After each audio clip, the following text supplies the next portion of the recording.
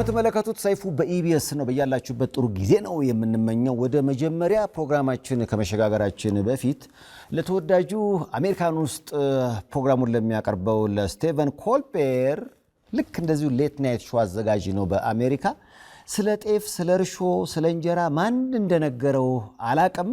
ባሳለፍነው ሳምንት በፕሮግራሙ ላይ ስለ ጤፍ ይሄን ብሏል። Folks, I spend most of my time right over there in the news Kushna, sourcing the most topical ivory teff story flour, which I blend with distilled water, wild yeast, and ursho, then ferment for 3 days before thinning it with boiling water and cook on a mitad to make the delicate yet satisfying Ethiopian injera flatbread that is my monologue, but sometimes... ያው እንግዲህ በእርግጠኝነት መናገር የሚቻለው እዛው እንግዳው ነው ሬስቶራንቱ እየሄደ የሚመገባል። ይሄ ሼፍ ማርክስና የኢንተርናሽናል ሞዴል የማያ ስራ ነው። ለማንኛውም ሰይፉ በኢቢኤስም ልክ እንደ ተወዳጁ እንጀራ የተብላላ ሲበላ የሚጣፍጥ ልዩ የመዝናኛ ዝግጅቱን ጀምሯል። ወደ እንግዳችን ልናልፍ ነው። አዲስ አልበሙ እሳትና ውሃ ተወዶለታል። በዚህ አልበም ውስጥ ከተካተቱት በርካታ ዘፈኖች መካከል ሮዚና በአጭር ጊዜ 3 ሚሊዮን ህዝብ አይቶለታል። ተወዳጁን አቀንቃኝ ጆኒ ራጋን እስኪ ወደዚህ ጋብዙት። ጆኒ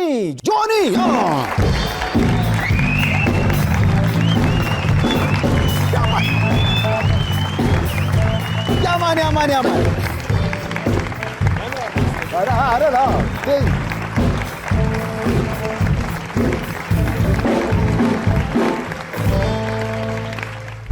ሰይፉ ራጋ በፍጹም አይመጣ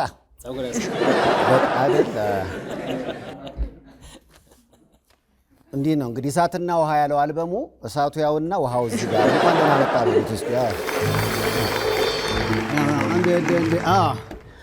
ጆኒያችን በጣም ያምራል። ፖስተሩ ራሱ አይ ሳፋ ስንት ጉድ እኮ ችሏል። ገላችን ታጠብበት ነበር፣ ልብሳችንን እናጥብበት ነበር፣ ልጆቻችንን እናጥብበት ነበር። በጣም ብዙ መከራ የቻለ የክፉ ቀናችን ነውና አብሶ አንተ ብዙ መከራ አይተህ ልጆች ምናምን ነው እሱ ነገር አንተን ለካ አይመለከት። ገና ነኝ አሁን የራሴ ልጅ አይደለሁ ትላለህ። ጆኒ ራጋውንም ልጅ ነው በእናታችሁ። ልጅ ሚካኤል እንደሚባለው ልጅ ጆኒ የሚለው የማዕረግ ስም ያስፈልግሃል። ግን ጆኒዬ እውነት ለመናገር የትዳር ጉዳይን ወይ የልጅን ጉዳይ በተመለከተ ብዙ ጊዜ ስታወራ አልሰማህም። ወይ የግል ህይወትን መናገር አትፈልግም? የሆኑ 6 ልጆች አሉ። ካልሆነ ደግሞ ሙዚቃ ስራና ለኪነ ጥበብ ስትል የትዳሩን የግል ህይወት ገፋ አድርገዋል። እኛ እኮ ወደ ሙዚቃው ዓለም ስንገባ እንዴት ለአቅመ አዳም ደርሰን ታውቃለህ፣ እሳት የነበረ እሳት የሆነ ጊዜ ነበር። ገብቶሃል አባባሌ? ስለዚህ ነው እንደው አጋጣሚ ቢፈጠርና ልጅ ቢኖረኝ ደስ ይለኝ ነበር። ቤቴ ልጅ ባረገው በጣም ደስ ይለኝ ነበር። ግን ይገርማል እንግዲህ እግዚአብሔር ነው የሚሰጠው ይባላል አይደል? እንደዚህ አይነት ነገር እውነት ነው። ስለዚህ እስካሁን አልተሳካልኝም። እውነት አንዳንዴ እግዚአብሔር የሚሰጠን በእኛ ፍላጎት ልክ ነው ይባላል። ምክንያቱም እሹ ታገኛላችሁ መፈለግ ይቀድማል ብዬ አስባለሁ። ፍላጎቱ ከጆኒ ነበረ። ኦፍ ኮርስ ልጅ ወዳለሁ። ግን ዞሮ ልጅ ደግሞ ካሪፍ ቤተሰብ እንዲወለድም እፈልጋለሁ። ገብቶሃል አባባሌ? ስለዚህ ያው ትዳር ይቀድማል ማለት ነው። እንግዲህ ያቺን ልጅ ነው እስካሁን ያላገኘኋት። ጆኒ አንተ እስኪ እዚያ ከእንዲያቸው መብራት አብሩ ዋው እንዴ! ግን አንዳንዴ ምን አለ መሰለህ፣ ምናልባት እየመረጥክ ከሆነ እድሜያችን እየሄደ ሲሄድ ወደ መመረጥ ነው የምንሄደው እና እሱስ ላይ ምን ያህል ነበር ያረከው ጥንቃቄ? ዞሮ ከልብ መግባባት ለትዳር የተሰጠ ይመስለኛል።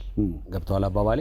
ስለዚህ ገርል ፍሬንድ ቢኖረኝም ምናልባት ለዛኛው ደረጃ ለመወሰን ከብዶን ይሆናል ማለት ነው። ይናሚን ስለዚህ ብዙ ጊዜ ትዳር ከልብ መግባባት ጋር የሚመጣ ግን ሞከረህ ጫፍ የደረሰበት አጋጣሚ የከሸፉ ነገሮች ታሪክ አለ? የለም። የለም። አሰነፍም ነኝ ምናልባት። ኧረ ተው ስለዚህ ጆኒ መቼ ነው የሚበረታው ወይም ደግሞ መቼ ነው ጎበዝ የሚሆነው? አሁንም እሱን እንግዲህ ለሚቀጥሉት 5 ዓመታት ፎከሴን ስቱዲዮ ማድረግ ፈልጋለሁ። ከዛ በኋላ እንግዲህ ደግሞ ነው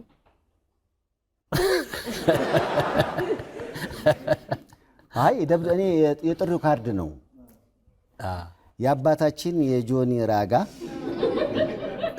እና የልጃችን እንዳይሆን ምን ያህል ጆኒ ራጋ እየተጠነቀቀ ያለው ነው ማለት እድሜም እየገፋ ሲሄድ ለሁሉም ነገር ያው ጊዜ ያለው ይባላልና እየገፋው አይደለም ግን ግፋኝ አረ ንፋው እንዴ ይነሳል ግፋኝ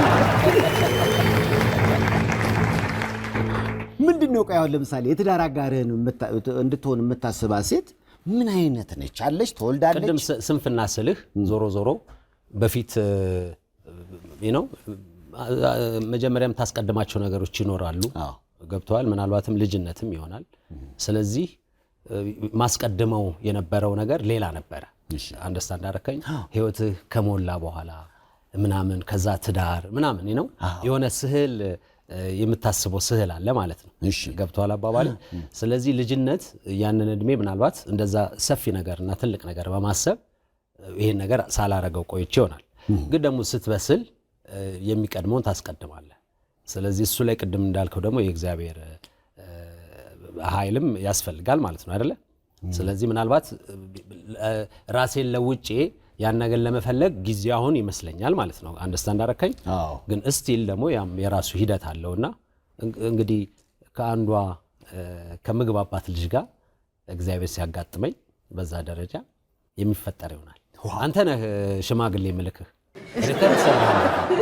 በሽምግልና ጆኒ ያገባ እንጂ እኔ የትስ ቢሆን አልገባ ጉድጓድ ውስጥ ሁሉ እንገባለን አንተ ብቻ ጆኒ እውነት አገባ እንዲያገባ እንመኝለት ጆኒ እንዴ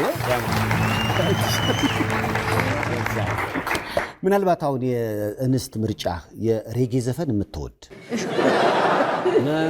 ራስታ የሆነች ራስታቱ እንደዛማ አንተ እኮ የበለጠ አጠበብከው ትመለጣ የጆኒ ምርጫ እዚህ ጋር ደርሷል መላጣምቶ ችግር የለም ብቻ አንተን ነፍስህን የምትወድ ሙዚቃ የምትወድ ላንተ ተጨማሪ ስኬት ግባት የምትሆን ካንተ ጥንካሬ ጀርባ እሷ ከሷ ጥንካሬ ጀርባ አንተ የምትሆን አይነት እግዚአብሔር አባባል ላይ ያለችው ራሱ ከትልቅ ሰው ጀርባ ያለችው ሴት እሷን በቃ ያርግልህና አሁን በሚቀጥለው ስትመጣ እዛ ጋር ቁጭ ብላ እንደዚህ ትሽኮረመም ትንሽ ትሽኮረመማለች ግን ለዚህ ነው አሁን የኔ ያለ መኖር እኮ ነው 20 ዓመት ሙሉ አልበም እንዳያወጣ ያረጋው ምትልጅ ይስጠው በጣም ግን የመጠየቅ የፈለኩት ሳታገባ አንድ አልበም ለማውጣት 20 ዓመት የቆየ ስታገባ እኮ እንደገና ትዳር ሌላ ቴንሽን ይወስዳልና ብዙ ያቆያል ወይስ ማግባት አልበም እንድታወጣ የሚያፈጥን ይመስላል አውነቱ ለመናገር ቅድም እንደቀልድ ያልኩ ይሄን አልበም ስሰራ እና ወደ ስቱዲዮ ስገባ አላማ የስቱዲዮ የገባውበት ይሄን አልበም ለመስራት ብቻ አልነበረም ማለት ነው የሚቀጥሉትን የተወሰነ ዓመታት ከአልጋ ስቱዲዮ ከስቱዲዮ አልጋ ይሆናል የቀን ከቀን ህይወቴ ማለት ነው ገብቷል ማለት ያቃጠልኩትን ሰዓት መካስ አለብኝ ብዬ አምናለሁ አሜን ለኔ መጀመሪያ ለኔ ስል ማለት ነው ስለዚህ ብዙ ሙዚቃዎች የምሰራ ይመስለኛል በዚህ 3-4 ዓመት ውስጥ ኮንቲኒየስሊ ባከታታይ እና ብዙ ስራ መሰራ ይመስለኛል ስለዚህ ምናልባት ካገባው በኋላ ያው ከጡረታ መውጣት ይሆናል ኮማን ያውቃል ዋው ስለዚህ ከባለቤት ጋር ጥሩ የትዳርን ለማጣጣም ከሙዚቃ ስራ ትንሽ ራቅ ብለ ለግል ህይወት ጊዜ ተሰጣለ ማለት ነው ማን ያውቃል ማን ያውቃል ልብ በ40 ገንዘብ በ20 ይባላል በጆኒ ራጋ ህይወት ውስጥ ይሄ በትክክልም ይሰራል ኢትዮጵያ ውስጥ ይሰራል ብዙ ጊዜ አሜን ዞሮ በ20 ዓመት የሆነ ፍጋት ላይ ነን ፓሽንን ፍላጎትን ስትከተል እንደውም ብርን ሳታስብ ብዙ ጊዜ ስሜትንና ፍላጎትን ለማሳካት እንትን ስትል ነው ስትባክን ነው ብዙ ጊዜ የ20 ዓመት የሚያልፈው ገብቷል አይደለ ሙዚቀኛም ስትሆን ሙዚቃ ትምህርት ቤት ትገባለህ ገባህ ያንን ህልምን ስትከተል ምናምን ነው እንትን የምትለው ማለት ነው። ስለዚህ ኢትዮጵያ ውስጥ ብዙ የሚሰራ አይመስለኝም። ግን 30 ለገንዘብ ብር ለመሰብሰብ 30 እና 40 ደግሞ ለፋሚሊ ለመገንባት ቢሆን የበለጠ የሚያስኬድ ይመስላል። አንድ ጓደኛ የኔ ግን ይገለበጣል። ያው ዞሮ ዞሮ ቤተሰብ ወደ 60 ምናምን ሊሆን ነው ቤተሰብ ገንባት። ዋው በዚህ አካሄድ ነው ጆኒ ልብ በ20 አግኝቷል፣ ገንዘብ በ40 አግኝቷል፣ ቤተሰብ ግን በ60 እየገነባ ነው። እንዴት እንደዚህ አንድ ጓደኛችን አለ ልብ በ40 ገንዘብ በ20 ተብሎ ሁለቱንም አላገኙም። 60 ዓመቴ ነው አሁን ፍራንክ የለኝም ማለት አለ። አንዳንዴ አባባሉ ሁሉም ላይ ይሰራል ማለት አይደለም። እንደውም የእድሜ ነገር ከተነሳ አንዳንዴ ብልጭ ልብኛልና በሆነ አለመግባባት ከአንድ ሰው ጋር ተጋጨሁኝ እና በቃ አይደለ አንዳንድ ሰው ሊጎዳ ሲፈልግ አንተም ደግሞ የመልስ ምት መስጠት አለብህ እና እንደዚህ ምናምን ተናንቀን እያለ ነዋይ መጣ። እዚህ ዞር ሲል ተናንቅ ያለው ሰይፍዬ ዘንድሮ ማልባ 40 ዓመት አልሞላህም እንዴት ታሪ ማለት ሰው እንዴት በ40 ዓመቱ ይጣላል ነው። ጆኒ ወደ ኋላ ስትመለስ እውነት እንደዛ የፈንድቶ ያውቃል? ለምሳሌ ጠብ ጥብጥ ምናምን ሁላችንም የሆነ ሰዓት አሳልፈናል ነው።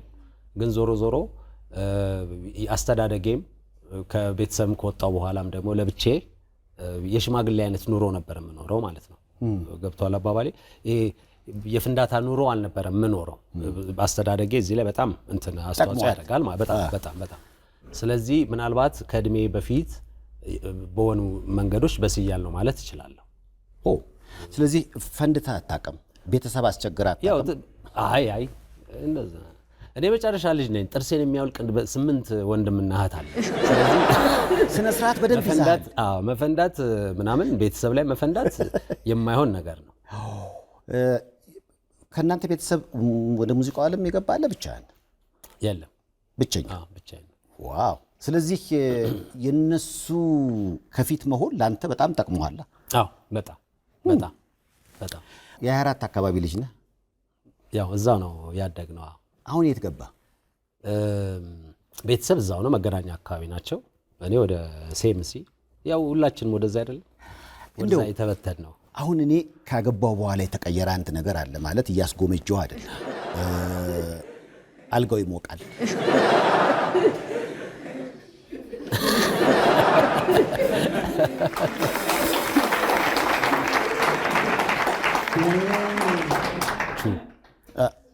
አግብተህ ነበር እንዴ? እውነት ነው አልክ?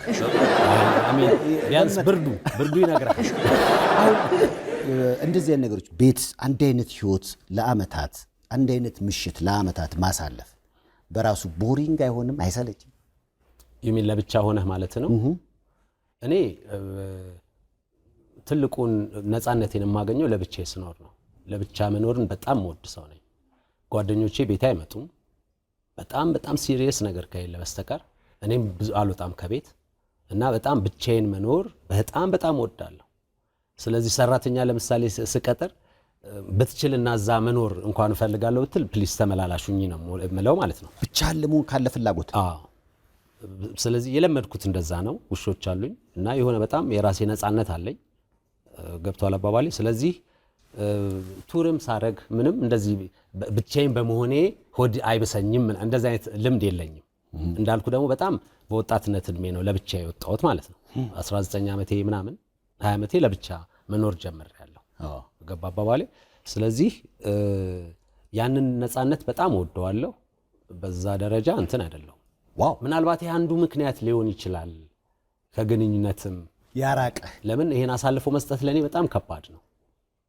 ስለዚህ በጣም የሚገርም ግንኙነት እንዳልኩ ልብ ለልብ እንደዛ አይነት ነገሮች ተፈጥረው ያውቃሉ ህይወቴ ላይ። ገብቷል አባባሌ? ስለዚህ ምናልባት ወደሚቀጥለው ደረጃ ይሄ ትዳር ወደምትለው ያን ነገር እንትን አላልነውም ይሆናል ማለት ነው። ገባ? ግን ለኔ ያን ነፃነት ትልቅ ነው። ያው እንግዲህ በጉትጎታ ኮሜዲያን ደረጀ ኃይሌን ያው እንዲያገባ አደረግን። የልጅ አባት በጉትጎታ ታላላቅ የሆኑ ወንደላጤዎችን እኮ ባለትዳር ሆኗል በዚህ ፕሮግራም በጉትጎታ። እኔ ራሱ አንጋፋ ወንደላጤ ነበርኩ። እኔም በግፊት ተነስቼ አግብቻለሁ። አብርሃም ወልዴም ማገባ አንተ ብቻ ነው ብቸኛ አንጋፋ ወንደላጤ ጆኒ ራጋንም በግፊ እናስነሳዋለን ያገባል ያለ ነው ግፉኝ ብሏል አታው በዚህ ፕሮግራም በዚያ ማለት ያው እንጎተጉታለን ቀጣዩ አጀንዳችን የከተማችን አንጋፋ ወንደላጤ ጆኒ ራጋ ነውና በሚቀጥለው ሲመጣ ባለትዳር ሆኖ እንደሚመጣ ጎትጉተኝ ስላለ ነው ተስፋ እናደርጋለን ጆኒ በቀይ ሽብር ምክንያት አሁን ትንሽ ቃሉ ይከብዳል አሁን የምታያቸው እነዚህ ሁሉ አያውቁትም አዎ ቀይ ስህተት የሚል ፊልም አይተው ሊሆን ይችላል ቀይ ማሊያ በአርሰናል ሊያውቁ ይችላሉ ቀይ ሽብርን ግን ትንሽ ራቅ ያለ ታሪክ ስለሆነ የምር በቀይ ሽብር ጊዜ ጆኒ ራጋ ተይዞ ነበረ በቀይ ሽብር ጊዜ ማለት እኮ አልተወለድኩም ያ አይደለም ከይዙ ግን አየህ ተባራሪ ዜና ነው ምንድነው የመጀመሪያው ቱር ሳረግ ፓስፖርት መጀመሪያ ሳወጣ ፕሮሰሱን ጨርሼ የፓስፖርት የማውጣቱን ሂደት ጨርሼ ተቀጠረ የለ ፓስፖርት ለመውሰድ ስለዚህ ፓስፖርት ለወስድ ሲሄድ ዮሐንስ በቀለ ስል ዮሐንስ በቀለ እዛ ጋር ተቀመጥ ተባልኩ ከዛ አላውቅም ጩጬ ነኝ ምን እንደሆነ ምክንያቱ አላውቅም ፖሊሶች መጡ ዮሐንስ በቀለ መኪና ውስጥ ጫኑኝ ከኢሚግሬሽን 5 ኪሎ የአቃቤ ሕጉ በኋላ ነው ያኔ ዕውቀቱ የለኝም የአቃቤ ሕጉ ቢሮ ነው እሺ የሆነ ትንሽ ህንጻ ነገር ነው ሰፊ ግቢ ያለው እዛ ግቢ ሲያስገቡኝ ነፍሰው ሽማግሌዎች በየቦታው ቁጭ ብለዋል ምናም ማለት ነው እንግዲህ የሆነ ጊዜያዊ ማረፊያ ነገር ነው እሺ ከዛ እኔም ገባው የሚያብራራልኝ ሰው የለም ደሞ ያ በጣም አስቸኳይ ጉዞ ነበረ የመጀመሪያ ጉዞ ነበረ በ2-3 ቀን ውስጥ ልንሄድ ነው ማለት ነው ከዛ ቀን ሙሉ እዛው አልኩኝ መጨረሻ ላይ የሥራ መስጊያ ሰዓት ላይ አቃቤ ሕጉ ከነ ሹፍ እንትኖቻቸው ተከታዮቻቸው ሲወጡ ከናጃቢዎቻቸው ሲወጡ ያዩኛል ምን ያ ህፃን ልጅ ምናምን ብለው ይጠይቃሉ እንግዲህ እና ይጠሩኝና ምንድነው ለምንድነው የመጣው ፓስፖርት ላውጣ ስል እንደዚህ መቼ የተወለድከው እንደዚህ ስል እንዴ ምን ሆናችኋል አንድ ፍሬ ልጅ ተብዬ ከእንደገና ወስደውኝ እዛ በመነጋታው ፓስፖርት ይደርስ ስለዚህ ከቀይ ሽብር ጋር በተገናኘ ዮሐንስ በቀለ የሚባል ሰው ይፈለግ ነበር ስለዚህ የሳቸውን ግን የሚያስቀው እዛ ጋር ያሉት ሰዎች ዮሐንስ በቀለ ነው ሲሉኝ ማለት ጩጬ ልጅ ነኝ ገባ እና እንዴት እነሱ ራሳቸው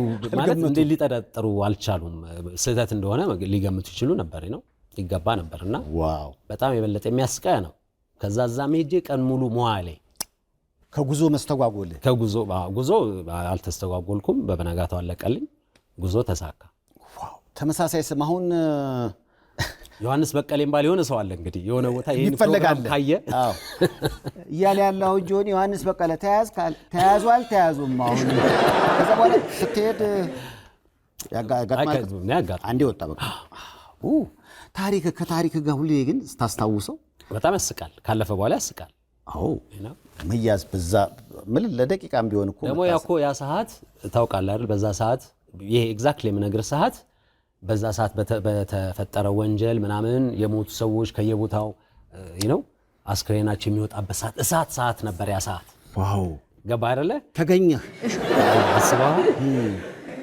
ባልዋልክበት ነው ያልከው ዮሐንስ በቀለ ያው እንግዲህ ጆኒ ራጋ የሚለው ስም እኮ የጠቀመ ይመስለኛል እና ያዩህም ሰዎች በጆኒ ራጋ ነው የሚያውቁ አንዳንዴ ያኔም ጆኒ ራጋ ራሱ የሚባለው ገና ጩጬ ነኝ የመጀመሪያው ቱር ነው የማወራ ከጋሽ ጋይንበት ቱር ያ ቱር ገና ጩጬ ነኝ ገና ባንድ መጀመሪያ ነው 19 ዓመት የጋሽ በቀለ ልጅ ለምን እንደሚፈልጉ አላውቅም ካሁን በፊትም እንዲሁ መስከረም በቀለ የሚባል ኮሜዲያን መስከረም በቀለ ከአሜሪካ ሲመጣ እዚህ በሱ ስም የሚፈልግ በጣም ወንጀለኛ ሰው ነበርና 3 ቀን ኤርፖርት ታስሮ ነበር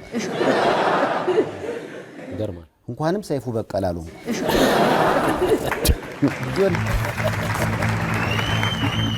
በበቀለ ከሄደ ብዬ ነው።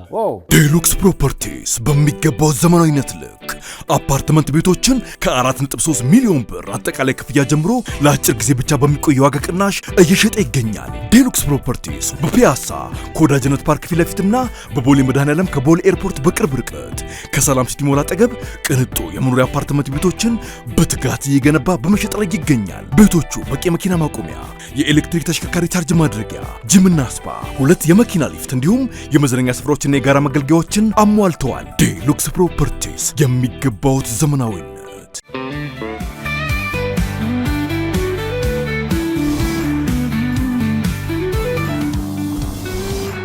ወይኔ ቆንጆ ሰላም፣ እንዴት ነሽ? አለን። የስኬቴን ሚስጥር ማወቅ ትፈልጊያለሽ? ካላስቸገርኩሽ እንሂድ።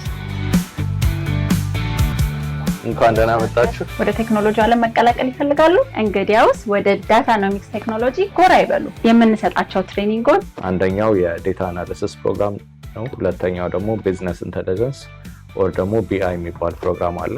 በሶስተኛ ደረጃ ደግሞ AWS ክላውድ። ከተማራችሁ በኋላ የስራው ኢንቫይሮንመንት ምን እንደሚመስል ትልቅ የሆነ ፕሮጀክት እንሰጣችኋለን። እንዲሁም ደግሞ በስራ ፍለጋና በሬዝሜ ፕሪፓሬሽን እንረዳችኋለን። ሌላው ደግሞ አስደሳችሁ ዜና፣ ስራ ከተቀጠሩ በኋላ ኤኒታይም የኛን ሰፖርት ከፈለጉ እዚሁ እንገኛለን። ምዝገባውን ጀምረናል። ለቀጣይ ባች በአድራሻችን ያገኙናል።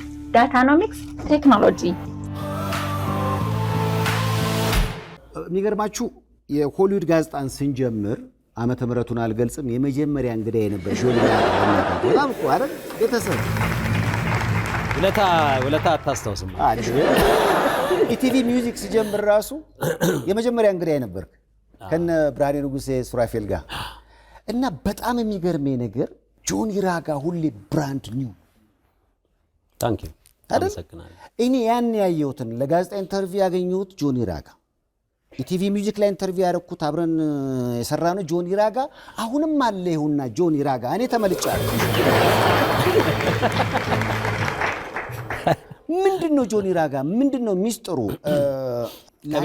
ከቤተሰብ ጂን ሲሪየስሊ ከቤተሰብ ብዙ ወንድሞቼም አባቴም ሲያርፍ ከማረፉ ምናልባት 2 ዓመት ምናምን በፊት በጣም በ90 አካባቢ ደርሶ ነው። ግን ረጅም ወክ ያደርግ ነበር ምናምን ነው እና ከእድሜያችን እንትነን ማለት ነው እንግዲህ ወርታች ነው። ስለዚህ አሁን እኮ ጆኒ በቂ ጊዜ አለ። እግዚአብሔር እድሜ ከጤና ይስጠኝ። ቶሎም ባታገባ እኮ 60 ላይ እኮ አንተ 30 ነህ ማለት ነው። እንደዛ እኮ ነው የሚገባኝ። ያ ሰውዬ ያለ ግን የትኛው የ30 ዓመት 70 ዓመቱ የ30 ዓመት ይመስለው በህይወት አለ አይደል? አላው አንተ ጋር ቀርቦ ነበር። አዎ አስታውሳለሁ። እድሜው ረጅም። አዎ አሁን እድሜው 90 ሳይገባ ይቀራል ብለህ ነው? ይገርማል። ልክ ነህ እኮ። እሱ ሰውዬ ግን አጎት ሳይሆን አይቀርም። ይጣራ ለመሰላችሁ እኔ እየጠወለኩኝ እየጃጀው ቆዳዬ እየተሸበሸበ ስመጣ አባት እያደር እየፈካ አንተ ለነገሩ አምሮብሃል። ቻፓው ምናምን ቆይ የድሮ ፎቶ አውጥቻ ያሳያል። ቻፓው ደስ ይላል። ግን አሁን ላለማርጀት የምትመገበው የተለየ ነገር አለ? አመጋገብ እንዴት ነው? የማትበላው ነገር አለ? አይ የለም ምንም። ጨጓራ ምናምን አንዳንድ ስለሚያስቸግረኝ በዛ ምክንያት አንዳንድ ምግብ አልበላም። ግን ብዙ ምግብ ላይ ያን ያክል መራጭ አይደለም። ያገኘውን ትበላለህ? ምክንያቱም ምንድነው እንደ አበሻ ነኝ። ጆኒ ራጋ ሸብቶ ቦርጫም ሆኖ ምናምን አይቻዋል። ጆኒ ራጋ ሁሌ ያው ጆኒ ራጋ እና ምንድነው ሚስጥሩ ነው? ይሄ ነው ምናልባት ከደም የቤተሰብ ነው ይመስለኛል እንጂ አንተ እንዲሆን ያረከው የተለየ ነገር የለም። ዋው እኔ በጣም ስለገረመኝ። ሌላው ምናልባት ጆኒ ለየት ያለ ነገር በማድረግ ትታወቃለህ። የሴኩሪቲ ካሜራ ላይ ካሜራ አድርገህ የተለያዩ ቪዲዮዎችን ተቀርጽ ነበር። ቆይ መቼ ነው ይሄ? የኮፊ ሃውስ ከሆነ እንግዲህ የመጀመሪያው አፍሮ ሳውንድ ባንድ ሲጀምር ሸዋንዳይን፣ ቴዲ አፍሮ እና ኤልያስ መልካ ባንድ ውስጥ የነበሩበት ግሩም መዝሙር ያ ሰዓት ኖርማሊ እኔ ከመጀመሪያው ጉዞ በኋላ ኢትዮጵያ ስመጣ ብላክ ሬከርድስ የሚል ሙዚቃ ቤት ከፍቼ ነበር። ከዛ ስመጣም በዛ እድሜ ስቱዲዮ መክፈት ምናምን አላማ ነበረኝና የቶስካም የሚባል ማሽን ኤዳት የሚባል ማይክሮፎኖች የተወሰኑ ለኤክስፕረስ ባንድ ምናምን የሸጥኩት ጩጬ ነኝ እንግዲህ። ስለዚህ ቢዝነስማን የስቱዲዮ አብሶ ሙዚቃው አካባቢ ላይ የስቱዲዮ እንትን በጣም ነበር ማለት ነው ፍላጎት በዛ እድሜ። ስለዚህ ሙዚቃ እዚያ አካባቢ ስለሆንኩኝ ሁሌ ካሜራ ይኖረኛል፣ ሁሌ በየሄድኩበት እቀዳለሁ። ስለዚህ ሰበስባለሁ ምስሎች። ገብቷል አባባሌ። ኮፊያ ውስጥ መስራት ስንጀምር ኮፊያ ውስጥ ካስታወስከው እንደ ሁለት ክፍል ነው። ባንድ የሚጫወትበት አለ፣ ባሩ ደግሞ ሌላ ክፍል ነው። ባሩ ውስጥ የሆነ ሰው ያንን ማየት አይችልምና በስክሪን ነው የሚያሳዩት። ስለዚህ የሱ ካሜራ ወደ ባንዱ እንደዚህ ግድግዳ ላይ የተሰቀለ የሆነ ካሜራ አለ። ያ ተመሳሳይ ካሜራ እኔ ስላለኝ እሄድና ካሴት ከትና ሬከርድ አደርገዋለሁ ማለት ነው። ይሄን የሚያውቀው በዛ ሰዓት ነፍሱን ይማር ሳውንድ ማን የነበረው ልጅና እኔ ነን። የቤቱን ባለቤቶች ማንም አያውቅም። ብዙ ፉቴጆችን ከዛ እንትን ብያለሁ፣ ሰርቅ ያለው ልለም ወስጃለሁ። ዋው ብዙ ፉቴጆችን እስከዛ ሰብስቤያለሁ። ታሪክ መሰብሰብ ላይ እንዴት ነው? ይሄው የኔና አንተን ቪዲዮ አለ እኮ ታውቃለህ፣ የኢቲቪ ሚውዚክ። ኧረ ተው። አዎ የኢቲቪ ሚውዚክ አብረን ፕሮግራም ስንመራ ብዙ የድሮ ነገሮች ብዙ አሉ። አዎ ያኔ ጸጉር በጣም ትንሽ ነበር አስታውሳለሁና ታውሳለሁ። እስኪ ቪዲዮውን አይተነው እንመለስ። ዛሬ የጆኒ ራጋን የሚወዳቸውን ዜማዎች ግብዣ ፕሮግራም ነው ለአንድ ሰዓት ያለ ማቅረብላችሁ። ጆኒ ራጋ ጆኒ ራጋ። ወደ ሌላው ነገር ከመግባታችን በፊት አንድ ነገር አለ ከተማ ውስጥ የሚባል ነው። ተረጋጋ እንደ ጆኒ ራጋ ይባላልና የተረጋጋህ ነህ? ተረጋግተሃል በተፈጥሮ? አንተ ላንተ ምን መስላል? የኔን ጓደኞች መጠየቅ አይሻልም? እሺ ጆኒ፣ እንግዲህ ጆኒ ራጋ ቅጽል ስምህ እንደሆነ ይታወቃል። ትክክለኛው ስምህ ማን ነው? ዮሐንስ በቀለ ይባላል። በጣም ይገርማል። አሁን ለሚያይ ሰው ያ ጆኒ እና ያ አንድ፣ እኛ ግን ትልቅ ለውጥ አለ። አዲሱ አልበም እሳትና ውሃ ነው። ምን ለማለት ፈልገን? ብዙ ምክንያት አለው። አንደኛው የስቱዲዮ የኔን ማንነት ይገልጻል። ስቱዲዮ ረጅም ሰዓት ግጥሜንም ስጽፍ ሜሎዲን ስጽፍ የሆነ ረጅም ሰዓት አንድ ወንበር ላይ ተቀምጬ መቆየት እንደ ውሃ ስቴዲ አይነት እንትን። ከዛ ሾው ላይ ደግሞ የሬጌ ኢነርጂ አለ ማለት ነው። እሱ አንዱ ነገር ነው። ሁለተኛ ዋናው እዚያ ይሄን አልበም ስንሰራ ከረጅም ዓመት ጊዜ በኋላ ስለሆነ እየሰራ ያለሁት ያኔ ቁልፉን ስጪና አበሻይን ሲሰሙ የነበሩት የኔ አድናቂዎች በሰዓት እድሜያቸው ላይ 20 ዓመት ጨምረዋል ማለት ነው። ገብቷል አባባሌ። በዛ መሃል ደግሞ የተፈጠረ ብዙ አዲስ ትውልድ አለ ማለት ነው። አዲስ ሳውንድ ይወለዳል ይሞታል ምናምን ማለት ነው ከጊዜ ጋር። ስለዚህ ይሄን አልበም ስንሰራ ሁለት አይነት ኢነርጂ እንዲኖረው ፈልገናል። አንድ መጠጥ ላለው ሰው የበለጠ ሐሳቡ ላይ መልእክቱ ላይ በጣም የሚያተኩር ሰው፣ ከዛ ደግሞ ኢነርጂ ላለው ለወጣቱ ደግሞ የሚሆን። ስለዚህ ለዛን ሁለት ኢነርጂ የሰጠነው የቆየውበት ጊዜ ያን እንዳረገ ያረገኝ ማለት ነው። ገብቷል አባባሌ። ስለዚህ ውሃ የሚለው ሞር ቀዝቀዝ ያሉ ስራዎችን ይዟል። እሳት የሚለው ደግሞ ይሄን ትውልድ ይወክላል። ወደዳችሁት? እንዴት ነው? ቁልፉን ስጪኝ የሚለው ዘፈንህን በተመለከተ በምርጫው ጊዜ አስታውሳለሁ የሆነ ችግር አስከትሎብ ነበር። ቁልፉን ስጪኝ ሲወጣ ካስታወስክ ፕሮሞሽን አደራረጋችንም ትንሽ ወጣ ያለ ነበረ።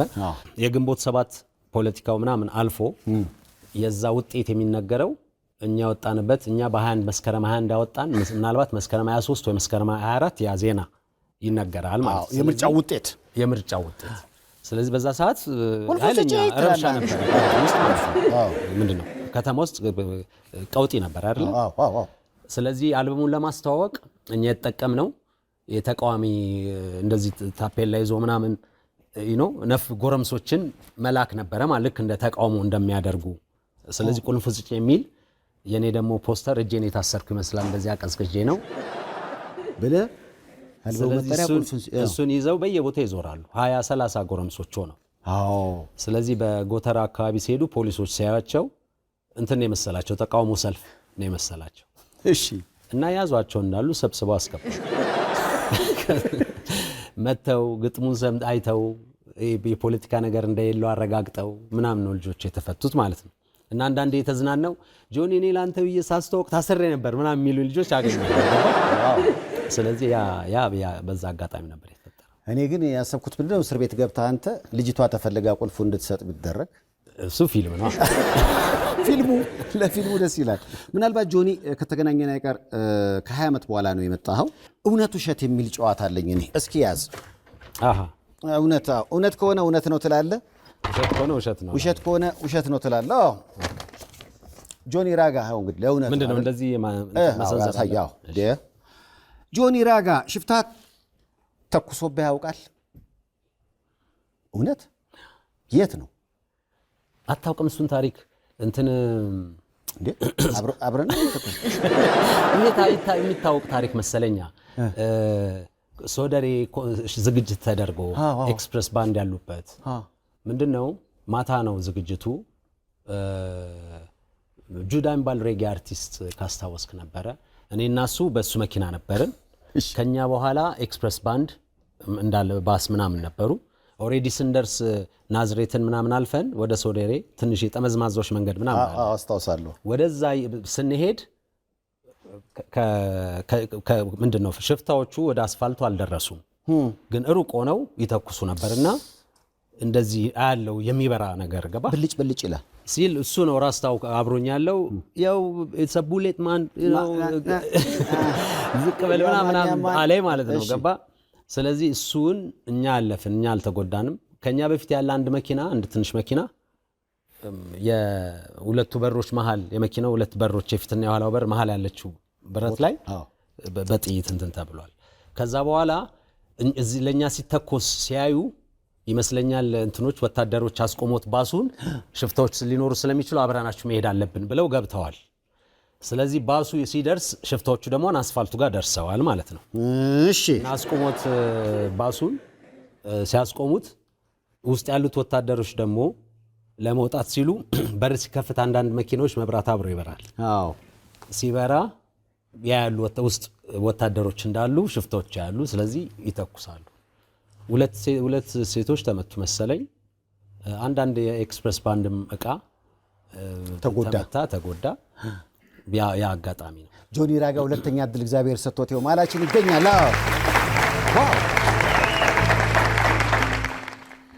ጆኒ ራጋ ከዘፋኝነት ባሻገር መድረክ መርተህ ታውቃለህ? እውነት ውሸት? እውነት ውሸት የሚለውን ብቻ አይ ያሰብኩኝ ነው። መድረክ መምራት ትልቅ ሰው ባለበት ለአንድ ታላቅ ዝግጅት እውነት ውሸት? እውነት ከዘፋኝነት ባሻገር ከዘፈን ውጭ ነው። ይሄ ለሚሌኒየሙ የግሬት ራን በዛ ሰዓት የኢትዮጵያ ፕሬዝዳንት የነበሩት ፕሬዝዳንት ግርማ፣ እኔም እሳቸው እንዳሉ አብረን እንደምንመራ አላውቅም። የአፍሪካ ህብረት ላይ ነው ማለት ነው፣ አዳራሽ ውስጥ ነው። እና ለግሬት ራን የሚሌኒየሙ ግሬት ራን ላይ አንድ ከሙዚቃ ጋር የተገናኘ ፕሮጀክት ነበረ። እኔ ከግሬት ራን ጋር መስራት የነበረብኝ ማለት ነው። ያንን ፕሮግራም ለማስተዋወቅ ተጋበዝኩኝ። እኔ የሆነ እንደ ተመልካች አንድ ወንበር ላይ እንደምቀመጥ ነው የማውቀው ማለት ነው። ከዛ በኋላ እዛ ስመጣ ስደርስ ያንተ መቀመጫ እዚህ ነው ተባልኩኝና መሰብሰቢያው ላይ አስቀመጡኝ። ፕሬዝዳንቱም መጡ፣ እሳቸውም ተቀመጡ። ኃይለ ገብረስላሴ ነበር ተቀመጠ።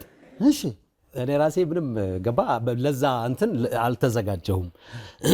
ያጋጣሚ ነው። እኔ ራሱ በአጋጣሚ ነው እዛ ያገኘሁት ማለት ነው። ስለዚህ እዛ ጋር ቁጭ ብለህ መድረክ እየመራ በደንብ አስተያየት እየሰጠ ኖርማሊ እኔን የሚመለከት ጉዳይ አንድ ጉዳይ ነው። ዞሮ ዞሮ ሌላው ላይ ነው እኔ አልተሳተፍኩም ማለት ነው። ዋው!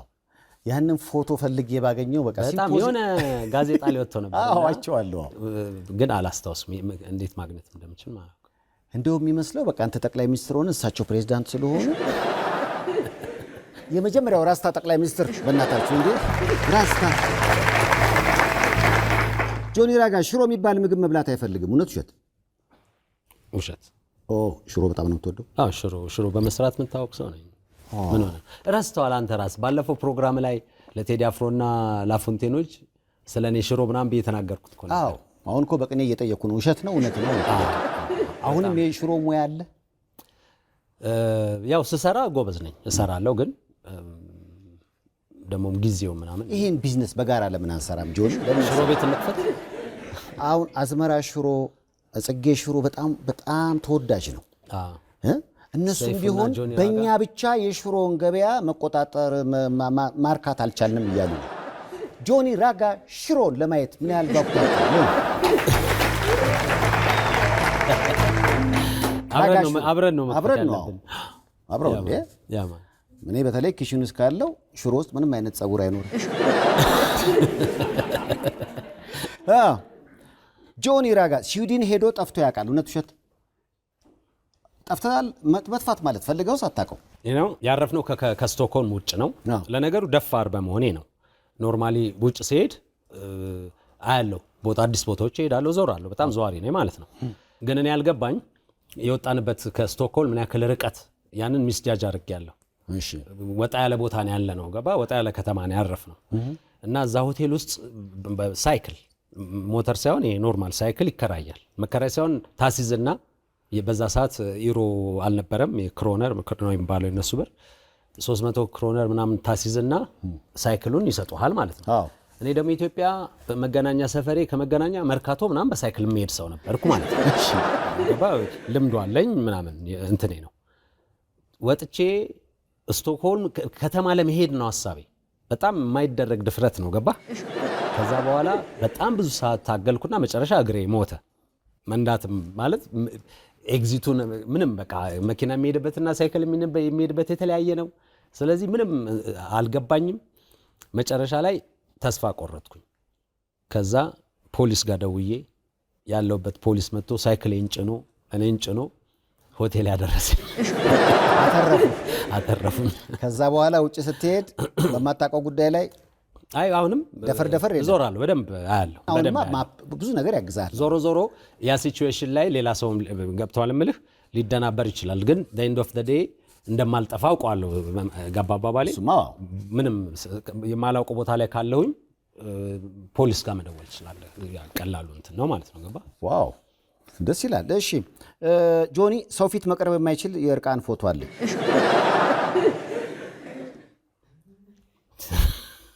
ብቻዬን ነው የምኖረው ስላልክ ምናልባት ሁላችንም ሰው ፊት መድረስ መቅረብ የማይችል የእርቃን ፎቶ አለ። እርቃን ሰውነት አለ። ከዛ በኋላ እንግዲህ ያን እርቃን ፎቶ አንስተናል። የለም ምናልባት ያው ብቻህን ስትሆን ልታረግ ከምትችላቸው ነገሮች መሀል አንዱ በፎቶ መዝናናት ብሎ ስላሰቡ ነው። የለህም መኪና የመንዳት ሱስ አለብኝ። ሱስ ምን አለበት? ከሱስ ነፃ ነኝ። በነገር ላይ ቡናም አልጠጣም፣ ሲጋራም፣ ጫት፣ ሺሻ ዋሬቨር ቤት ውስጥም ክልክል ነው። ስለዚህ ከሱስ ሻይም ምናምን ሱስ የለብኝም። ብዙ ጊዜ ራስታ የሆኑ ሰዎችን ስናይ አመለካከታችን ወደ ሌላ ነገር ይሄዳል። ያ ነገር አጋጥሞ አያውቅም? ለምሳሌ በሱስ ውስጥ ያለ ሰው መጥቶ ያማንያ ነፍ ነገር የሚለኝ ሰው አለ። ጆኒ እንዲ አብረን መርቀነን ቁጭ ብለን ስናደቀው የለም ገባ። እንደዛ ሰው በብዙ መንገድ ይገምታል። ኦፍ ኮርስ በብዙ ግን እኔ ያንን ምስል አልመስልም። አኗኗሬ ያንን ምስል አይመስልም። መጽሐፍን አያችሁ፣ በከቨሩ ብቻ መገመትና መናገር አይቻልም ካልተነበበ በስተቀር። ጆኒ ራጋ ያው እንደምታዩት ጥሩ ተምሳሌት ሊሆን የሚችል ወንድማችን ነው። ምንም ሱስ ዜሮ ሱስ። ስማርት ቴክኖሎጂ በመታገዝ የፊት ገጽን ወይም የጣት አሻራን በመጠቀም በራስ አገዝ አገልግሎት ወይም በባንካችን ሰራተኞች ታግዘው ሂሳብ መክፈት፣ ገንዘብ ገቢ ወጪ ማድረግም ሆነ ሌሎች ፈጣንና ደህንነቱን የጠበቀ የተሟላ የባንክ አገልግሎቶች ያገኛሉ። አቢሲኒያ የሁሉም ምርጫ። በቤዛ የውበት ጋለሪ ተዋበች። መዋብን አስበው ቤዛ ጋለሪ መጥተው ስለ ውበት የሚያጡት አንድም የለም። ለፀጉር ውበት፣ ለሰርግ፣ ለዝግጅት የሜካፕ ስራ፣ ሞሮኮ ባዝ፣ ማሳጅ እንዲሁም የወይባ ጢስ ልዩና ባህሉን በጠበቀ መልኩ ተዘጋጅቶላችኋል። ቀድመው ቀጠሮ ለመያዝ ይደውሉልን፣ በአድራሻችን ይጎብኙ።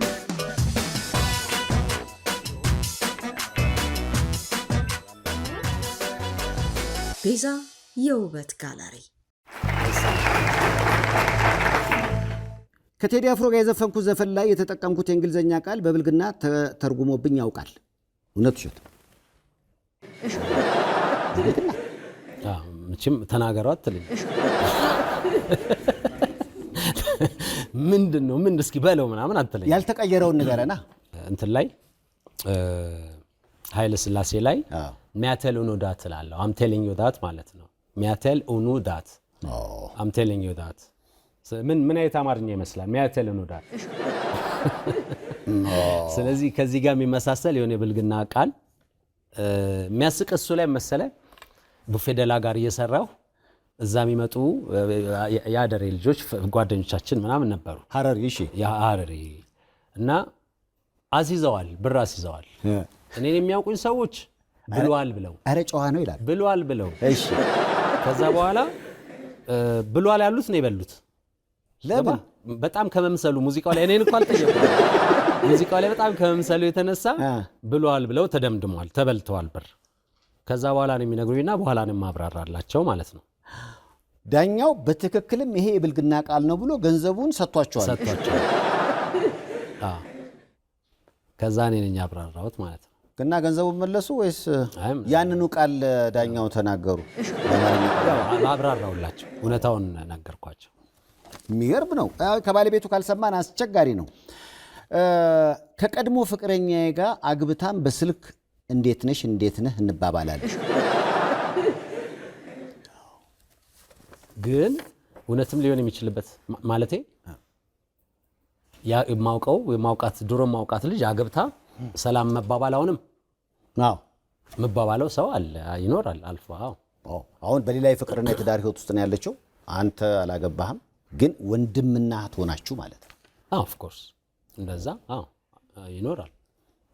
በጣም የክሎዝ የቅርብ ግንኙነት ላይሆን ይችላል፣ ግን ኤኒ ታይም ነው በአጋጣሚ በተገናኘን ጊዜ እንዴት ነው ትዳር እንዴት ነው ልጆች እንዴት ናቸው ምናምን አለ። የከሸፉ የፍቅር ግንኙነት ላይ የነበሩ ሴቶች ከሌላ ሰው ጋር ተጋብተው ወልደው ትልልቅ ልጅ ሆኖ ወይኔ እድሉን ብጠቀም እኮ ኖሮ ይሄ ልጅ የኔ ነበር ብለህ ታውቃለህ? ኖርማሊ በትክክል ግንኙነት ላይ ነበርኳቸው ሰዎች ብዙ ግንኙነት አልነበረኝም፣ ግን የነበሩኝ ትንሽ ግንኙነቶች በጣም ሲሪየስ ግንኙነቶች ነበሩ እና እንደዚህ የከሸፉም ነገሮች አለመመቻቸት፣ ምናልባት ውጭ ነው እሷ የምትኖረው እኔ እዚህ ነኝ፣ ገብቷል አባባሌ። ስለዚህ እነዛም ግንኙነቶች በመጥፎ በጥላቻ የተለያያቸው አይነት ነገር አይደሉም ማለት ነው። ሁልጊዜ በቃ አለ ይመስለኛል። ስትጣላ በቃ አንተ እንደምትለው አይነትም አለ፣ ግን ገብቷል አባባሌ። እንደዛ ግን ሁሉም በዛ እንትን አይደለም፣ በዛ ስሜት አይደለም። ያው እንግዲህ አዲስ ያወጣው አልበሙ እሳትና ውሃ ላይ በተለይ ከልጅ ሚካኤል ጋር ሮዚና እንዴት ነበር? ወደዳችሁት ዘፈኑ? 3 ሚሊዮን ህዝብ ሰምቶልሃል። ቲክቶክ ላይ ብዙዎች ቪዲዮ ሰርተዋል። እንዴት አገኘኸው? ማለት ሮዚና ማናት? ሮዚና እንግዲህ ሌሎች ዘፈኖች ላይ አበሻዊ የፍቅር ዘፈን አይደለም፣ የአድናቆት ዘፈን ነው አይደለ? ግን አንዳንዴ ለክፉ ሲጠቀሙ ውጭ ሀገር ያንተን ዘፈን ወደ መጥፎ የለወጠ ሰው አስታውሳለሁ። እንዴት አድርጎ? አበሻ በድሎት አበሻ ዊ ያለ ማለት ሁላችንም ጥሩ ነን ማለት አይደለም። ልክ እንደዛ ሁሉ ሮዚናም ያድናቆት ዘፈን ነው። ያድናቆት ዘፈን ነው። ለሷ ሊደረግላት የሚችለው ነገር እስኪ ቢጋነን ምን ይሆናል? እንደ መንግስት ተወካዮች መንገድ ሊዘጋላት ይችላል። ገብቷል አባባሌ። ሬቫን ሊቆረጥ ይችላል እንደ ነው። ስለዚህ ያንን ግንኙነት እንደዚህ ማክበድ ነው የፈለኩት። ዝም ብሎ የአንዲት ቆንጅዬ ልጅ ብቻ ሳይሆን ትልቅ ነው ሰፊ እንትን የሰጠናት ማለት ነው። ሁሉም ይስማማበት ሁሉም የሚወደው ነገር እንዳላት ነው። ቁንጅናዋ ሚውን ጸባይዋ እንደዛ አድርገን የሰጠናት። ስለዚህ ያን ያጋነንበት መንገድ ነው። ገብቷል አባባሌ። ስለዚህ ለኔ እዚህ አልበሜን እሱን ስንሰራ እዚህ አልበም ላይ አበሻዊን ሊተካ የሚችል ያድናቆት ዘፈን ከዛ ደግሞ ክለብ አካባቢ ላይ በደንብ መጫወት የሚችል ዘፈን ብያስቤ ነው እሱን ዘፈን የሰራሁት እና ልጅ ማይክንም ከዛ በፊት እሱን ከመስራታችን በፊት አንድ ሙዚቃ ላይ ፊቸር እንዳደርግ አብረን እንድንሰራ ሁሌ እንገናኛለን እናወራለን እና አንድ ሙዚቃ ሰምቶኝ ሲጠይቀኝ ምን አልኩት እኔ እናንተ ከተገናኘን የሆነ በቃ መፈንዳት ያለበት ነገር ነው መስራት ያለብንና ስለዚህ ሙዚቃ አዘጋጅቼ ስደውለት ያን ያልኩት በጣም የሆነ ቀውጥ ዘፈን አለ የሱን ፓርት ቀድቼ ምናምን ነው የጠበቅኩት ነገርና እሱም እንደሰማው በዛ ደረጃ ነው የወደደው ማለት ነው ስለዚህ ስቱዲዮም ሰዎች የመጡ ስናሰማ ሙዚቃዎች ያቺ ዘፈን ብዙዎቹን በዛ ያብሶ የክለብ አካባቢ ላይ በደም እንትን እንደሚል ኤክስፔክት አድርገን ነበር ሰው የቀረባት ማዛዋ ጸዳይ ቃለ በጣም ካፉ ከመብዘዝ በላይ ራስታ ፋንታስቲክ አንዴ ካዩት ማስቲክ ድባቧ ሮማንቲክ ሚነዝር ኤሌክትሪክ ፍቅሯ እንደ መድኃኒት የስሜት መካኒክ ታውራኝ እንጂ ላንዴ ቀሪ ይሆናል ታሪክ መልካም ዜና ከዴማ ሆፕ ሪል ስቴት በቦሌ መድኃኔዓለም ሳይታችን እስከ ጥቅምት 30 ብቻ የሚቆይ በተመረጡ የንግድ ሱቆች ላይ የ40% ቅናሽ ማቅረባችንን ስንገልጽ በታላቅ ደስታ ነው። ወደ ሲግናል ሳይታችን ሲያቀኑ 100% ተሰርተው ያለቁ ቅንጡ መኖሪያ ቤቶች የቦሌ አደይ አበባ ሳይታችን ውስን ቦታዎች ስላሉን ፈጥነው የእርሱ ያድርጓቸው። ሰፋፊ አዳራሾች፣ የዋና ገንዳ፣ የልጆች መጫወቻ ሜዳ፣ ዘመናዊ ጂምና ስፓን አካተን በምንገነባቸው አፓርትመንትና ሱቆቻችን ላይ እየኖሩ ይስሩ። ሮዚና እንዴት አገኛችሁ? ታሪፍ አለ ማለት ነው። ምክንያቱም በራስ ዩቲዩብ ቻናል ላይ ለቀቀው የአድናቂዎችን አቀባበል እንዴት አገኘው? እንግዲህ ሁሌ እኔ ሙዚቃን ሰራው መጀመሪያ የሬጌ ሰሚ ነኝ እና ለሬጌ ሰሚው እንደሚቀርብ አስባለሁ ማለት ነው። ስለ ሙዚቃን ሁሌ ጃጅ ሳረገው ሬጌ ሰሚው ምን አለ ነው መጀመሪያ የምለው ነገር ማለት ነው። ለምን የድሮ አልበሜን ስሰራ ሬጌ የሚወደው ሰው ወዲያ ወዶታል፣ ከሬጌ የራቀው ሰው ግን ጊዜ ፈጅቶበታል ለመልመድ ማለት ነው። የኢትዮጵያ ሙዚቃ ያው የተለመደ ብዙ ጊዜ ፎርማት አለው 6/8ም ሲሰራ የሆነ አደራደሩም ነው ግጥምና ዜማው ፍሰቱም የሆነ የተለመደ እና ወጣ ስትል ወይም ሌላ ዘውግ ላይ ስትሰራ ከሰው ጋር የመቀራረቡ ነገር ቶሎ ላይ ቀርቦ ይችላል ቀድሞ ከዛ ጊዜ ሊፈጅበት ይችላል ማለት ነው። ስለዚህ የመጀመሪያው ነገሬ ሬጌ ሰሚው ይሄ ማከክ ያልቻልከው የበላህ ቦታ ላይ አይደለ ገባምለ እኔ እንደዛ ስሜታቸው እንዳገኙት ነው አንደርስታንድ ማድረገው ለሬጌ ሰሚው ማለት ነው። ለሌላው ደግሞ መጀመሪያ ላይ 20 ዓመት አይደለም 20 ቀን የሚቆያት መስለ ምናምን የሚል ሰው ተገልብጦ ደሚሆነ ሰዓት ዋው ግጥሙ ዋው ሜሎዲው ይላል ማለት ነውና ለኛ እንደ ፕሮጀክት በጣም ሰክሰስፉል የሆነ ፕሮጀክት ነው። ዝም ብሎ ያው ለማጋነኑ ሳይሆን ቁጥሩም ያንን ነው የሚያሳየው ማለት ነውና ስለዚህ ግን ከሬጌ የራቀው ሰው አሁንም እየተላመደው ያለ ይመስለኛል። ገብቷል አባባሌ የሁሉም ልብ ውስጥ ሄዶ ተሰክቷል ልል አልችልም፣ ግን ጊዜ የፈጀ የሚገባው ሰው ደግሞ ይኖራል። አሪፍ ዘፈን ደግሞ ያው ጊዜ ያድር እየበሰለ እየወደድከው ስትሄድም ነው ይባላል። በትክክል የኢትዮጵያን ብሔር ብሔረሰቦች በአንድ ዘፈን ውስጥ በመጥራት ታሪክ የሰራ ሰው ነው ጆኒ ራጋ። በነገራችን ላይ 84ቱንም ነው እንግዲህ 84 አልነበርም እዛ ላይ ለምን መሰለ ታውቃለህ ያን አልበም ስንሰራ 98 ዓመተ ምህረት ያን መረጃ አሁን በህይወት የሉም የሰፈራችን አንድ ፕሮፌሰር ናቸውና መረጃውን ፈለኩኝ ያንን ለማግኘት በዛ ሰዓት አፕዴት የተደረገ መረጃ ነው የሰጡኝ 79 ብሔሮች ዝርዝር ነው ገብቷል ምለ በኋላ ግን እነዚህ 84 የ20 ዓመቱ ውስጥ ደግሞ እንደዚህም የለምባልት ብሔር አለ ምናም እየተባለ የተጨመሩ ብሔሮች አሉ። በዛ ሰዓት ግን ኤግዛክትሊ ከዩኒቨርሲቲ ነበር የሚያስተምሩትና የ79 እንትን ብሔረሰብ ስም ዝርዝር ሰጡ። ዝርዝራው ክርስቲያን ሆንክ እስላም ሆንክ ከተለያየ ባህልና ምናምን ዞሮ ያ ማንነትን ሰውነትን የበለጠ እንትን የሚል ነው ማለት ነው። ስለዚህ ኢትዮጵያ ውስጥ ስለ ብሔር እኩልነት በጣም እንትን የሚል ሰው ምንድነው የምትለው የሚሞግት ሰው ስለ ብሔር እኩልነት ግን እነዚህ ስለማይሰሙት ብሔሮች ግን አያነሳልህም እና ሁሌም ፌር አይደለንም እነሱን ስንጠራ 4-5 ብሔሮችን ጠርተን ነው ኢትዮጵያን ወክላሉ የምንለው ማለት ነው። እና ስለ ብሔር እኩልነት ስታወራ ደግሞ ሁሉም ያ መብት ሊኖረው ይገባል ማለት ነው። ስለዚህ ነው ያንን አብራርቶ እንደ ራጋ ምለው ፓርት የነሱን የብሔሮችን ስም መጥራት ነው ማለት ነው። አሁን መድረክ ላይ ሰርተው ታውቃለህ? ብዙ ጊዜ ላስቸግር እስቲ አስቸግሩት በእናታችሁ እኔ ብቻ ነኝ። ከጋንጆልና ከጌዲዮ ከሜኒ ከቻሜ ካፋነ ቀማን ገዋዳ ጊዶሌ ቀዋሜ ካኝዋ ካጎነ ሞቻ ቦዲኒ አንጋትሜ አርቦሬና አማራ ጉመዝ መሰንጎናናሜ አጎባነ ጉግባላባ ከማሌ ከምባታም ከባስኬነ ከቦርሲ ከዶርዚዮ ላይታም ከቤንችነ ከጎራጌ ከኮንሶነ ከንታም ከማባንጋሞ ማረቆ ከጠንባሮ ሸታም ከዳዘነሽነ ከዴዚ ኮሮሞ ኩነማም ኮመርነ ገባት ዋረሬ ከኮይኒ ሲዳማ ከዘርጉሎ ዳ ሶማሌ ከቀበና ዲያም ካሪና ሺቻራ ጾማይ ትግሬነ ሞሊያም አሚሌነ ማኦ ከሺናሺ ወይመሎ ጀበላዊነ ሳኦ ሼኮ የምነ ወይዚ ኮሎ ከኑዌነ ሼኮ ከሱሬ ከከፋም ከነነ ፋዳሺ ዳዎ ከቦርጂ ከጎፋም ኮይዞነ ሞርጂ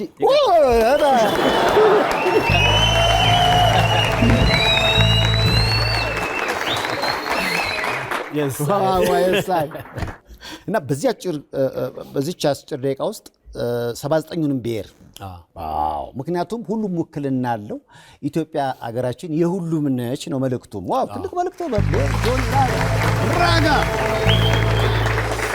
በነገራችን ላይ በምስራቅ አፍሪካ ቻናል አዋርድ አሸናፊ ነበር ጆኒ ራጋ የኦቻናል ትዝ ይላል ኢትዮጵያን ወክሎ እንግዲህ ወንዝ ተሻግሯል ማለት በአፍሪካ መድረክ አሸናፊ የነበረ ልጃችን ነው በአደባባይ አመስግኘው ስለማላቅ ነው ጆኒ ዋው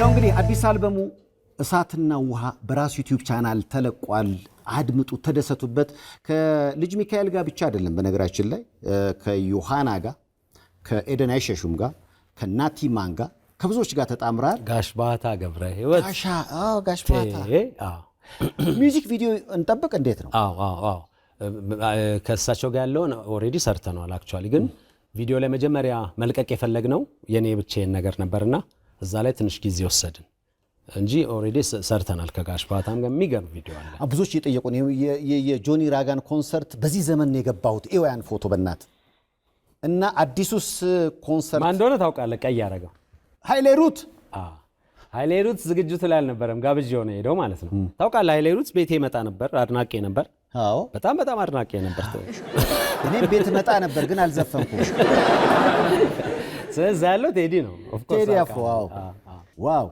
ሜሲ ኢኔስታና ሮናልዶ ያጋ ሜሲ ኢኔስታና ዣቪ እሺ የድሮ ባርሳ ኳስ ላይ እንዴት ነህ ያው የማንቸስተር ዩናይትድ ጠላት እንደዚህ ነው እንደሚጨበጨበው ደመቅ አድርጎት እንጂ እንዴት ገባህ እዚህ በጣም የሚያሳዝነው እናንተ ኖ ሲሪየስሊ ሁሌ ጫፍ ላይ ልትይዙ ስለሚመስላችሁ ኃይለኛ ሰቆቃ ውስጥ ነው የምትሆኑት ማለት የኛ እኮ ይሻላል ጊዜያችን አይደለም ምናምን ተረጋግተን ገባ እንትን ውስጥ አንገባም እናንተ ግን እንዴት ነው በአንተ ዘፈን አልበም አጠራር መሰረት ለዘመናት ለ20 ምናምን ዓመት አንተ ራስህ በቆየበት ጊዜ ዋንጫ ለአርሰናል እሳት ነበር ዘንድሮ ግን ውሃ ሆኖ እንጠጣዋለን ያርግላችሁ እርግጠኛ ነኝ እሳትና ውሃ በሚል ለአንተና ለታደለ ሮባ በተለይ ምክንያቱም ታዴ ሲባል በጣም ይህ ፎቶ ዲጄዚ የድሮ ወዳጄ በጣም የሚገርም ዲጄ ኪን ያ ዘመን ሁሉ ጊዜ ሳስበው በጣም ነው የምደሰትበት ይገርማል ኤፍኤም አዲስ 97.1 ጥሩ ጊዜ ነው ያሳለፍነው ጆኒ ራጋ ልጃቸው ነው የምትመስለው ይገርማል እናቴ ፎቶ ዋው እኔ እንደውም ስጨቃጨቅ ነበረ ራጋ አንተ ነህ ወይንስ ትንሽ ሮባ ይመስላል አይደል አይ ነው ዋው የሚገርም እኮ ነው ይሄን ስታይ ምን ተሰማው በተስተዋዶ አለ ተመለስክ ያው ኦፍ ኮርስ ይመልሳል ከላፎንቴን ጋር ታውቃለህ ከነሱ ጋር ብዙ ዞረናል እና እያንዳንዱ ጉዞ ታሪክ ነበረ ሁሌ ሳቃ በጣም እያንዳንዱ ጉዞ በነገር ላይ ስለ ሮባ ካነሳን ምንድነው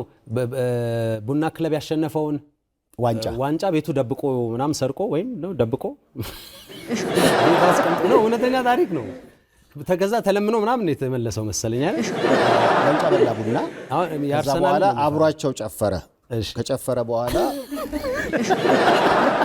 እና ቡድኑ ሆ ያለ ቤት ዋንጫ የለም በሚቀጥለው ቀን ግብዣ አራት ተብሎ እውነተኛ ታሪክ ነው። እስከ ዋንጫውን አምጡት ሲባል የለም።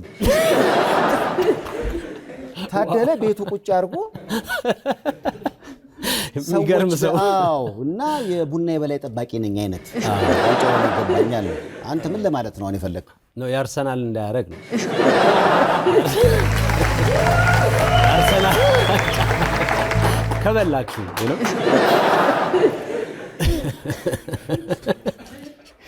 በጣም የሚገርም ነው። አይ ለምሳሌ እኔ እንደ ታደለ ሮባ የኳስ ፍላጎት አርሰናል ዋንጫ ቢበላ ደስ ይለኛል ከተጫዋቾቹ በላይ። እኔ ሊቨርፑልና ሲቲ ከሚበሉ አርሰናል እንዲበላ ፈልጋለሁ። ሆነ ከልቤ አስበው ሆነ ለምን መሰለ? ሁለተኛ የመጀመሪያው ነገር ሁለቱ ሁሌ ኤክስፔክት የምታረጋቸው ከነሱ ውጭ አርሰናል አገኘ ማለት ቼልሲና ማንቸስተር ዩናይትድን የበለጠ እንዲጠነክሩ ያደርጋል ማለት ነው። ገብቷል አባባሌ? እዛው ጋር ከሚመላለስ ሊቨርፑልና ገባ ካሁን በኋላ ሊቨርፑልም ከበላ ስንተኛ እንደሚሆን ታያለ። አንደርስታንድ አደረከኝ? ስለዚህ ሲቲም ደግሞ የናቹራል ደርቢ ነውና ሁለቱ ጋር ከሚደርስ አርሰናል ጋር ቢደርስ እኔ እመርጣለሁ። ያው እንግዲህ የዛሬ 20 ዓመት አንተ አልበም ስታወጣ አርሰናል ጥሩ ሙድ ላይ ነበረ ቡድን። አሁን ከ20 ዓመት በኋላ አንተም የሚገርም አልበም እንዳወጣ ሁሉ አርሰናልም የሚገርም ጨዋታዎችን አሸንፎ ዋንጫ ይበላል። አታስብ፣ በቃ ይሄ ትክክል ነው። ያርግላችሁ፣ እንጨፍራለን እንዴ እስከ መቼ አልቅሰን። ጆኒ በጣም መወደው ወዳጄ ነው። በተለይ እሳትና ውሃ አዲስ አልበሙን ስሙለት በራሱ ዩቲዩብ ቻናል ተለቋል።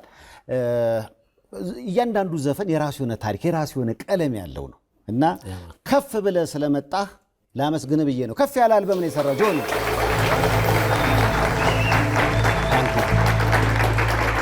ለስንብት የፎቶ ጥያቄ። ስለዚህ ፎቶ የምትለው ነገር አለ? የት እንደተነሳን ራሱ አላውቅም። ዳዊት መለሰኝ ላከልኝ። አሁን መቼ ለታና ታየኛለህ እዛ ዳር። አሁን የዘንድሮ ልጆች የሚቆረጡት አይነት አቆራረጥ ዳር አየኸኝ እኔ ይህ እጠይቀዋለሁ ከየት እንዳመጣው እና ግን ይገርማል። አሁን ሚካኤል በላይነህ ነው እዛ እንዴ ኪንግ ሲልቨር ነው እንዴ ገዛኝ። አሁን ዋይልድ ኮፊ ሆኗል እሱ። ጌታቸው አስፋው እዚህ ጋር ጌታቸው አስፋው ጆርጅ ዊሃን ያለው እዛ ጋር ወይስ? እውነቱን ለመናገር የት እንደተነሳ ነው አላውቅም። ግን በሚገርም ሁኔታ ጆኒ ራጋ ያልሆነው ነገር የለም በህይወቱ። እንግዲህ የዚህ ዘመን ወጣት የሚቆረጠውን ጸጉር ቁርጥ እሱ የዛሬ 25 ዓመት አልፎበታል አይደል? በል እንግዲህ ያው እስከ መቼ ነው ግን ጸጉር የሚቀጥለው? ያው እንግዲህ መሸከም እስኪያቅተኝ ነው። ሁሌም ጋር ስመጣ የምንሰነባበተው የጸጉርህን እድገት በመገምገም ይሆናል። አንዴ ትነሳልኛል? ዝም ብዬ አልነሳም።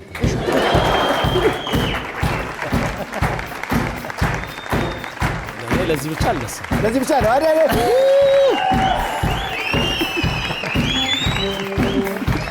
ተቋጥሯል እኮ እስኪ ያው ይሄ በሙሉ መቼ ፈታው አትለኝም። የቱ ጋር አሁን ሳይቆጣጠር አሁን ተቆጣጥሮ ነው አይደለ? ኤሌክትሪክ ቢሆን እርግጠኛ ነኝ አያስተላልፍም። ብለን እናስብ። ይሄ ሲፈታ ምን ያህል ይሆናል? መሬት ይነካል። መንካት ሰው ይተኛል።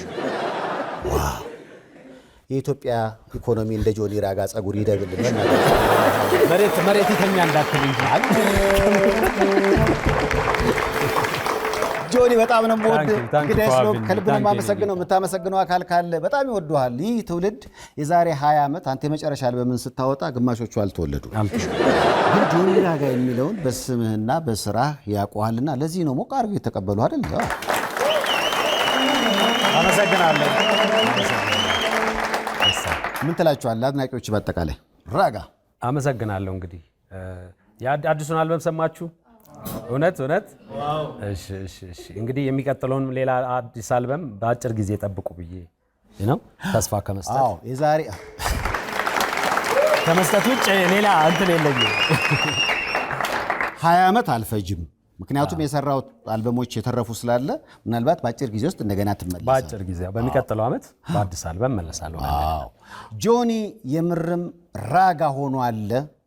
ሲያገባ ደግሞ ጆኒ ተረጋጋ እንለዋለን። ከመልእክቶች በኋላ ይመለሳል። ሰይፉ ቅኝት